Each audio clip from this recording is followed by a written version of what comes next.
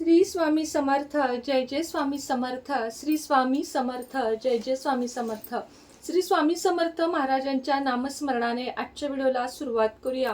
शुभ दुपार तुम्हा सगळ्यांना। कसे आहात तुम्ही सगळे? आशा व्यक्त करते स्वस्थ असाल, मस्त असाल, स्वामींच्या सेवेमध्ये रममाण असाल।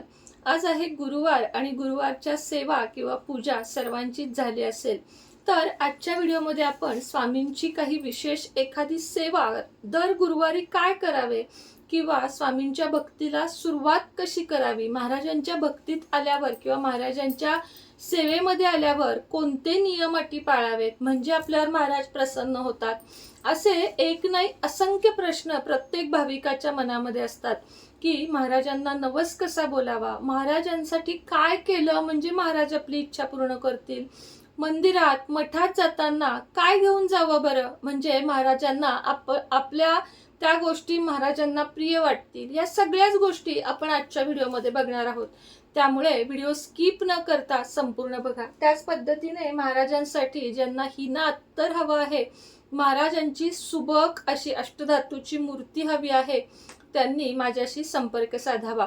तर चला आजच्या व्हिडिओला सुरुवात करूया।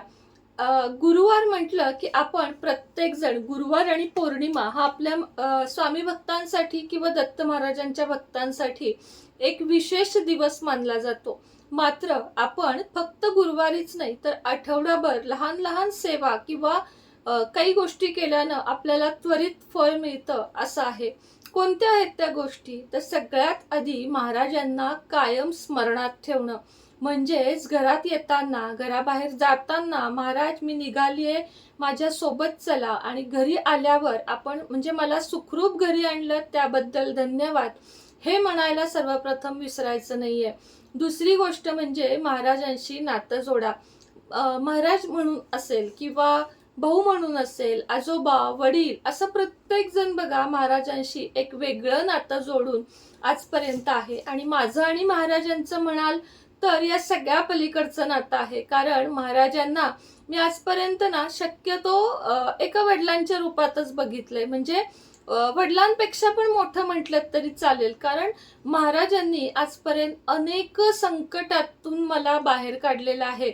अशी खूप संकटे, खूप आव्हानं, खूप म्हणजे चॅलेंजेस म्हणतो ना आपण, एक एक रुपयासाठी मी स्ट्रगल केलेला आहे। मात्र महाराजांनी या सगळ्यातून तारून माझी नाव आत्तापर्यंत किनाऱ्यापर्यंत नक्कीच आणलेली आहे। कारण बघताय तुम्ही माझं लाईफ तुमच्यापासून काही झाकलेलं नाहीये किंवा खूप मी मोठी कुणी आहे असं बिलकुल नाहीये। अजूनही मी खालच्याच पायरीवर आहे, अजूनही माझे पाय जमिनीवरच आहेत, आणि माझ्या शेवटच्या श्वासापर्यंत महाराजांनी मला त्यांच्या चरणांपाशीच जागा द्यावी हेच माझं म्हणणं आहे। आणि आयुष्यात जर म्हणजे पुढच्या जन्मी जर पुन्हा जन्म झाला तर स्वामी सेवेकरी म्हणूनच व्हावा असं पण मी नेहमीच महाराजांजवळ म्हणते।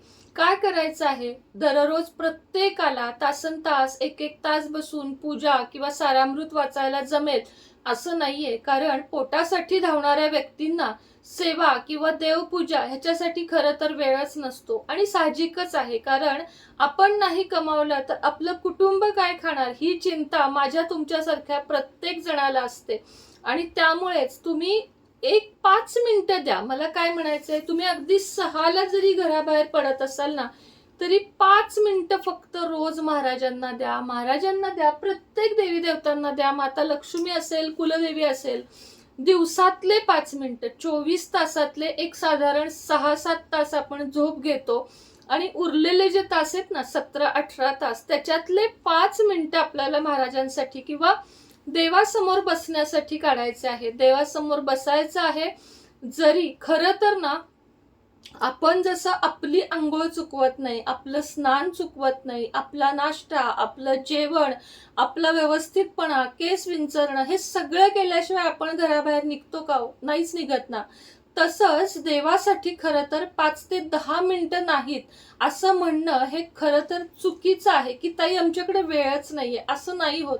आपण 5 मिनिटं काढायचे। आपण युट्यूब बघतो, रील स्क्रोल करतो, कुणाशी तरी गप्पा मारतो, ठीक आहे, हेडफोन घाला. अगदी मी म्हणते तुम्हाला चांगल्या गप्पा कुणाशी मारायच्या आहेत, कुणाच्या चुगल्या नाही, तर तुम्ही हेडफोन घाला. आईशी बोलताय ना, आईसारखं दैवत नाहीये.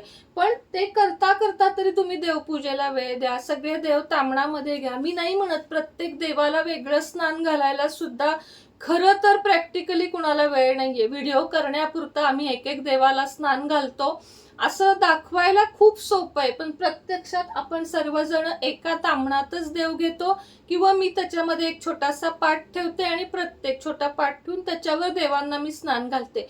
तेवढं तरी 5 मिनिटाची क्रिया तरी करा. तांब्याभर पाणी घ्या, तांब्याच्या तांब्यामध्ये सगळ्या देवांना स्नान घाला, स्वच्छ कपड्यानं पुसा. जसा आता माझा हा नॅपकिन कायमचा ठरलेला आहे बघा, 2 आहेत असे लाल, जे मी धुते रोज पाण्याखाली, फक्त पाण्याखाली काढते. आणि आपण जसे टॉवेल वापरतो तसा महाराजांना मी सगळ्या देवांना नॅपकिन घेतलाय. एकाच नॅपकिननं मी सगळे देव पुसते. मी खोटं बोलणार नाही की मी वेगवेगळे, अजिबात नाही. कुणालाच प्रॅक्टिकली ते शक्य नाहीये. पटकन देव पुसायचे आहेत आणि त्यानंतर देव पुसा. वेळ असेल ना जास्त वेळ काढा, नसेल तर तुम्ही महिन्यातनं एकदा डीप क्लिनिंग करा. सगळ्या देवांना चंदन लावा. आता आपल्याकडे आहे बघा, तुम्हाला दाखवते वाटलं तर मी, ही जी विभूती आहे ती तुम्हाला हवी असेल तर मागवा. हे चंदन प्रत्येक देवाला हातावर ओलं करायचं, लावायचं. देवी देवतांना म्हणजे देवी असतात त्यांना कुंकू पण लावायचं. आणि देव असतील म्हणजे दत्त महाराज, स्वामी समर्थ, बाळकृष्ण, गणपतीला कुंकू चालतं पण महाराजांना नाही, दत्त महाराजांना नाही. तर या सगळ्यांना नुसतं चंदन, बाकीच्या देवी देवतांना कुंकू, गणपतीला अक्षता. किती मिनिटं लागतात सांगा? अशा चौफुल्यामध्ये अक्षता ठेवायच्या, शेंदूर, हळद, कुंकू असं ठेवायचं. पटकन वाहून घ्यायचं. फुलं असतील वहा, नसतील नाही वाहिलीत तरी चालेल, पण मी स्वतः 2 दिवसातनं एकदा पावशेर फुलं आणते आणि मी सगळ्या देवी देवतांना वाहते. शक्य म्हणजे महाराजांना मिळतील तेव्हा तेव्हा चाफ्याची फुलं आणते.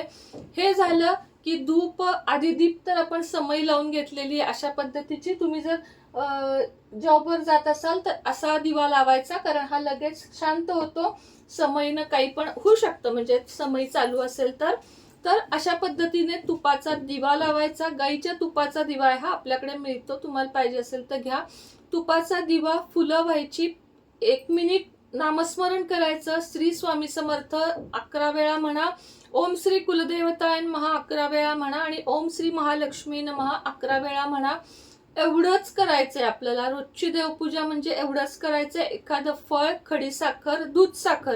नैवेद्याला सुद्धा आपण डबे वगैरे देतो. कधी कधी बिन आंघोळीचे डबे केले जातात स्त्रियांकडून. अगदी मान्य आहे, प्रत्येकाकडून होतात. तू माझ्याकडून पण होतं की नाही, मला आता गडबड आहे, होतं कधी कधी, मी खोटं नाही बोलणार. तर अशा वेळेस देवांना नैवेद्य आमच्याकडे तरी दररोज दूध साखर, खडी साखर असा दाखवला जातो. आणि मी आवर्जून जेव्हा कांदा लसूण विरहित प्रसाद जेवण बनवेन तेव्हा मी संपूर्ण म्हणजे दिवसातून एकदा मी जेवणाचा नैवेद्य दाखवते, एकदा मी दूध साखरेचा नैवेद्य दाखवते. आणि खरं सांगते, महाराजांपुढे चहा वगैरे ठेवू नका, हे चुकीचं आहे. म्हणजे ठेवायचंय ना तुम्हाला, दूध साखर ठेवा, केशराची त्यात काडी घाला, वेलदोडा दूध ठेवा, पण चहा वगैरे ठेवू नका. असे घास देवांना भरवू नका.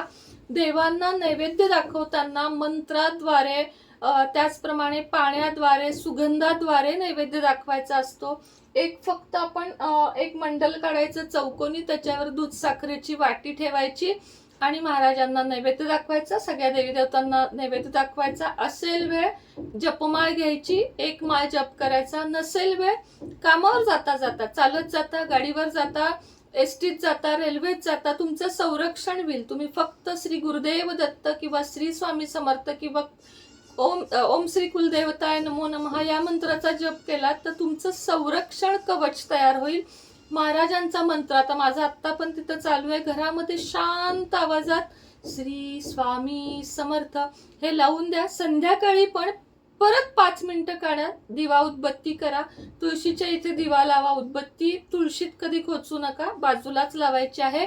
मुख्य दरवाजात एखादा दिवा शक्य असेल तर लावा आणि अशा पद्धतीनं सेवा करा. आणि गुरुवार आला, आवर्जून पंचामृत करून घ्या. सकाळी किती 4-5 चमचे पंचामृत करून घ्या. गंध, धूप, दीप, षोडोपचार पूजा किमान गुरुवारी तरी करण्याचा प्रयत्न करा. म्हणजे मंत्र, आवाहन, पुष्पांजली हे सगळं आपण करतो ते करा.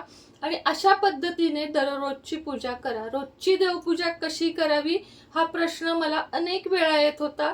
असतील अशा पद्धतीने. आता मला कोणतरी परवा म्हटलं की ताई स्वामींना वस्त्र घाला. मी घालते ना, कधी घालते, कधी देव तसेच ठेवते, कारण देवांकडे आपण त्या नजरेनं नाही बघत की त्यांच्या अंगावर वस्त्र आहेत का. आता या सगळ्या मूर्ती असतात त्यांना आपण कधीच वस्त्र घालत नाही. असतील वस्त्र घाला, नसतील काही हरकत नाहीये. जे आपल्याकडे आहे, जो भाव आपण देवाला देतो, देव हा भक्तीचा भुकेला आहे. देवाला असं वाटतं की नाही सांगा, की 24 तासातले 5 मिनिटं पण माझा भक्त मला देत नाही. आपले महाराज आपली वाट बघत असतात की आत्ता ही येऊन माझ्या पुढे बसेल, मग येऊन बसेल. अरे पण माझ्या म्हणजे ह्यांच्या लक्षातच नाहीये, हे देवाला पण नाही. थोडंसं नाराज होतो देव सुद्धा जेव्हा आपण देवासाठीच वेळ काढत नाही. काहीच नाही ना जमलं, मी तुम्हाला सांगते, पूजा तर घरात झालीच पाहिजे. 1-2 दिवस गॅप पडतोय, काही हरकत नाही. फुलं काढा, दिवा उदबत्ती दाखवा, पण आपल्या घरात देवपूजा ही झालीच पाहिजे. अजिबात देवपूजेमध्ये गॅप ठेवू नका. शक्य होईल तेवढ्यांनी, शक्य होईल त्यांनी मांसाहार सोडा. मांसाहार करू नका, शाकाहारी बना. घरामध्ये चुकूनही प्राण्यांचे बळी देऊन त्याचा आस्वाद घेऊ नका. ही माझी नम्र विनंती आहे. त्यातून ज्यांना ऐकायचंय त्यांनी ऐका, कारण महाराजांच्या सेवेत, कोणत्याही दत्त महाराजांच्या सेवेत अजिबात या गोष्टी चालत नाहीत. त्यामुळे तुम्हाला ज्यांना शक्य आहे, मी सगळ्यांना फोर्स नाही करत, ज्यांना शक्य आहे त्यांनी मांसाहार नक्की सोडा. तर चला, आजच्या व्हिडिओमध्ये इतकंच. पुन्हा भेटूया. जाता जाता सांगते, अघोर लक्ष्मी सिद्ध जपमाळ मंत्र, ज्याच्यामुळे तुमचे अनेक प्रश्न सुटतील, असा मंत्र जर तुम्हाला हवा असेल तर मला दिलेल्या नंबरवर मेसेज करा. पेड मध्ये आहे तो, कारण ती सांगितलंय मला तसं गुरूंनी की तो तसा कुणालाच द्यायचा नाही. तर पेड मध्ये तो मंत्र तुम्हाला दिला जाईल. नुसता मंत्र, माळ नको असेल इथून पुढच्या कस्टमरला, लोकांना तर नका घेऊ. तुम्हाला नुसता मंत्र देण्यात येईल, तर तो तरी तुम्ही नक्की घ्या. श्री स्वामी समर्थ.